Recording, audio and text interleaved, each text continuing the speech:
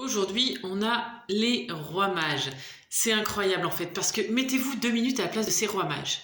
Ils savaient, ils ont eu la révélation qu'ils allaient voir le roi des Juifs. Donc, logiquement, eux étaient des mages hyper riches, hyper sages, donc ils s'attendaient sûrement à voir un roi puissant, glorieux, au moins riche, enfin quelque chose qui a de la gueule, quoi. Et donc, ils vont voir le roi Hérode, et ensuite, suivant l'étoile, ils vont à Bethléem, ils arrivent à la maison de Marie et Joseph, ils tombent sur cette famille toute simple, hyper pauvre, hyper humble.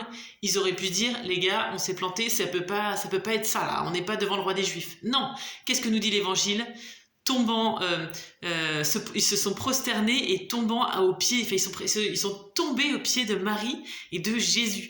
Ils se sont laissés guider par leur cœur parce que leur raison devait être trompée. Ils ont dû être hyper surpris, mais ils ont laissé leur cœur se laisser convaincre qu'ils étaient bien face au roi du monde. Donc je trouve ça très beau, ça nous fait penser au Saint-Sacrement peut-être, quand on est face à Jésus hostie. Notre raison peut nous dire arrête ton délire, t'es devant un bout de pain, n'importe quoi. Et non, à nous aussi de tomber à genoux. Peut-être que nos yeux ne voient que du pain, mais on sait que Jésus est là. Et ben pensons aux rois mages qui ont vu ce petit bébé avec son papa, sa maman dans une maison toute simple. Et ils y ont vu quoi? Le Fils de Dieu. Ils y ont cru, ils se sont prosternés et ils avaient bien raison. Je vous dis à bientôt, à dimanche prochain, et que Dieu vous bénisse.